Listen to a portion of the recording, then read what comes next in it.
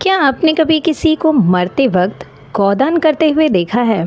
क्या आप जानते हैं कि हिंदू धर्म में इसे आत्मा की मुक्ति का सबसे पवित्र मार्ग माना गया है।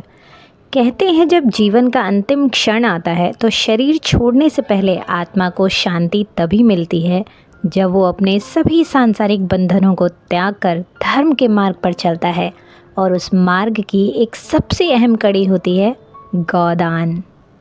ये सिर्फ एक गाय का दान करना नहीं होता, ये एक आत्मा की प्रार्थना होती है, एक बेटे का फ़र्ज़ और एक आखिरी विदाई होती है। आज मैं आपको एक ऐसी ही सच्ची भावना से भरी कहानी सुनाने जा रही हूँ, लेकिन उससे पहले आप सभी का बहुत बहुत स्वागत है मेरे इस चैनल पे।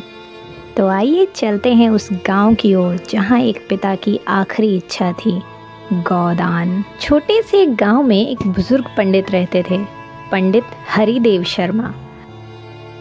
उम्र 82 हो चली थी। शरीर अब साथ नहीं देता था, पर मन अभी भी गीता, रामायण और पुरानी परंपराओं से जुड़ा हुआ था। पूरा गांव उन्हें सम्मान देता था। उनका बेटा रवि शहर में नौकरी करता था। माँ पहले ही स्वर्ग सिधार चुकी थी। पंडित जी अकेले रहते थे, लेकिन हर सुबह मंदिर जाते, पूजा करते और गांव के बच्चों को रामायण सुनाते। एक दिन अचानक पंडित जी की तबीयत बिगड़ गई। शरीर बिल्कुल शिथिल हो गया, आवाज़ कमज़ोर पड़ गई। गांव के लोग इकट्ठा हुए, सब जान गए अब समय निकट है। पंडित जी ने धीरे से अपनी आंखें खोली और पास बैठी एक महिला से कहा, बेटी रवि को बुला दो, मुझे उससे एक वचन लेना है। रवि भागते हुए आया, आंखों में आंसू, हाथों में कांपते विश्वास। बाबा, आप कुछ नहीं कहेंगे ऐसा, डॉक्टर को बुलाया है मैंने।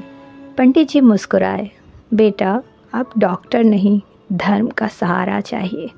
मुझे गोदान कराना है, मेरी आत्मा तभी शांति पाएगी। रवि ने कुछ नहीं कहा।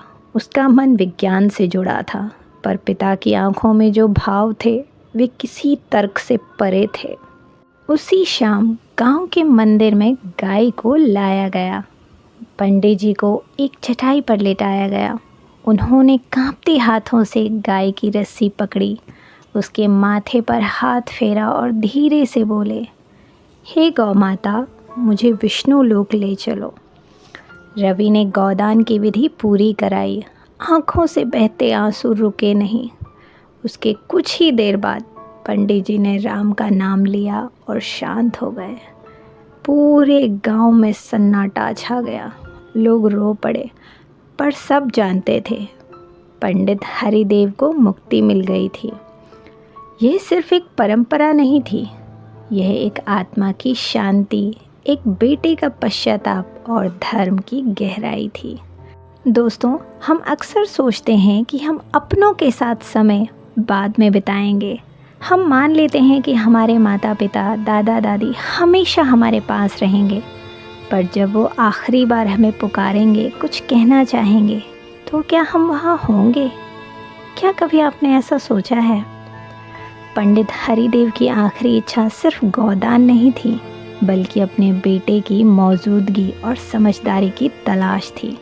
कभी कभी एक छोटा सा साथ, एक हाँ या एक भावुक कर्म किसी के जीवन की सबसे बड़ी शांति बन सकता है। दोस्तों, कुछ लोग ऐसे होते हैं जो भीड़ में होते हुए भी एकदम अकेले होते हैं।